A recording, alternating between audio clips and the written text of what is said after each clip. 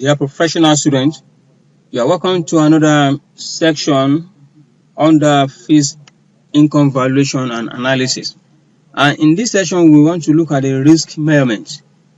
And to start with, risk management is one of the crucial processes that is being used to make investment decisions. So the process involves identifying and analyzing the amount of risk involved in an investment, and either accepting that risk or mitigating it.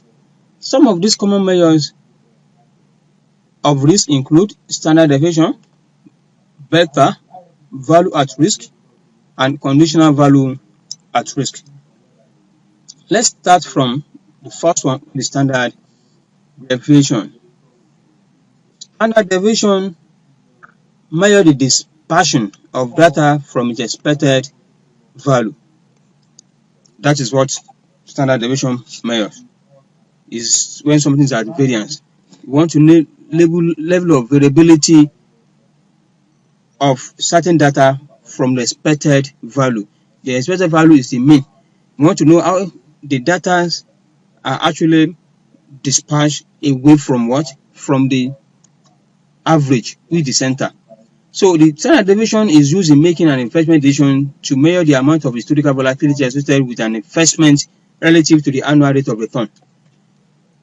This concept, that is standard deviation, also indicates how much the current return is deviating from the expected historical normal returns. For example, a stock with high standard deviation experiences high volatility and therefore a higher level of risk associated with the stock. So when the standard deviation is high, it means there is high volatility, and volatility is about the risk which is associated with that stock. That's about standard deviation. And for those that are interested only in potential losses while ignoring possible gains, the semi-deviation is essentially only look at the standard deviation to the downside. To the what? To the downside. If you are only interested in the potential losses while ignoring the possible gain. Understand? If you lost, you only loss. So the semi-deviation essentially look at what? Only look at the standard deviation to the downside. And what is semi-deviation? Because whenever we say something, we have to clarify it. Now, I made mention of semi-deviation. Semi-deviation. So, semi-deviation by meaning is a method of measuring the below mean fluctuation in the return on investment.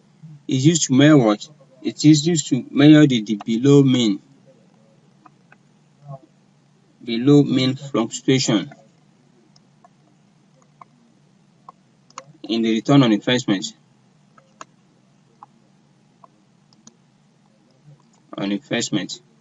That is what it means. And this semi-deviation reflects the worst case performance to be expected from the risky asset. I mean, this semi-deviation is an alternative measurement to standard deviation or variance. And unlike those measures, semi-deviation looks at the negative price fluctuation. That is why it said those below mean. No, for mean is the average. So those income that below mean is negative. So we want to look at the negative price fluctuation. As a result, is the most often used to evaluate the down risk of an investment.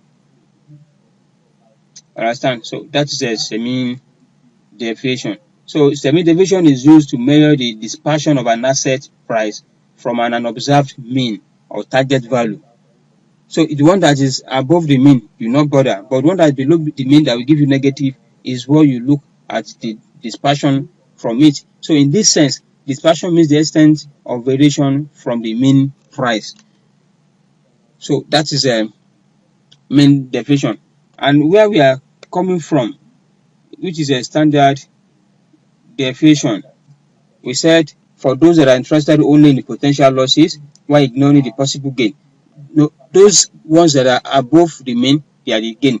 For the one that are below the mean, they are the losses. So if one is interested in losses and not the gain, so is it the mean deviation that we look into, because it's the mean deviation that try to consider the below mean fluctuation in the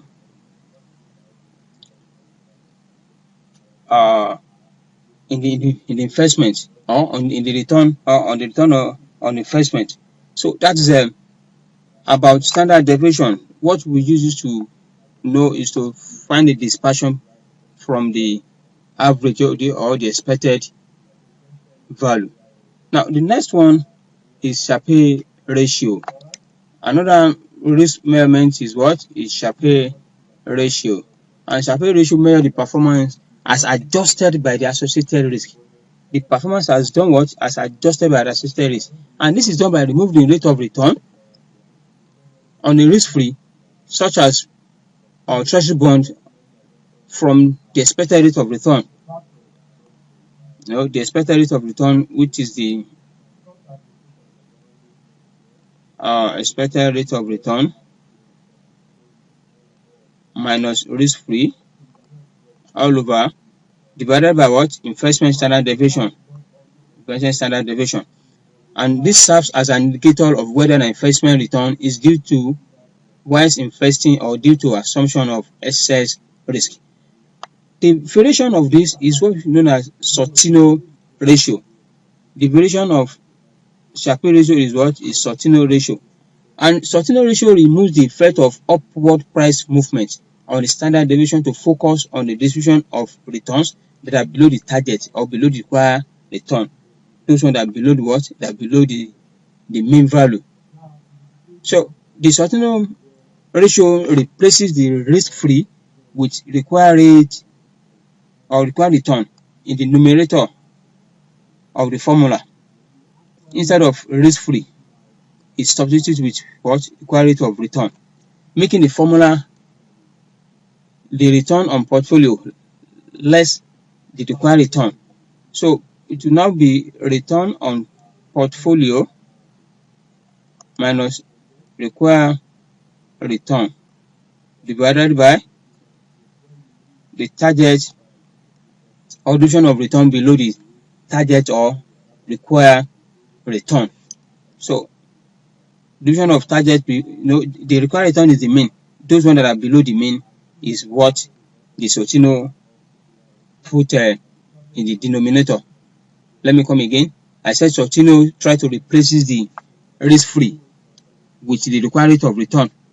Understand? So this is required rate of return, and this is risk portfolio. Let me adjust this one. This is required rate of return, and this is risk-free.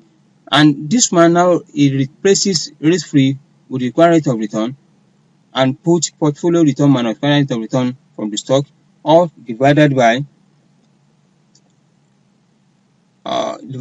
the distribution of returns below the target or required rate of return.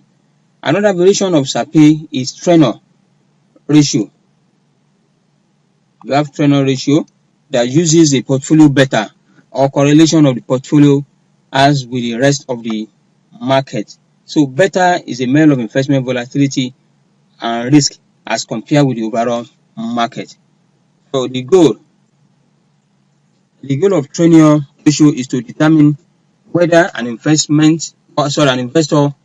is being compensated for taking additional risk above the inherent risk in the market. So the Treynor formula is the return of the portfolio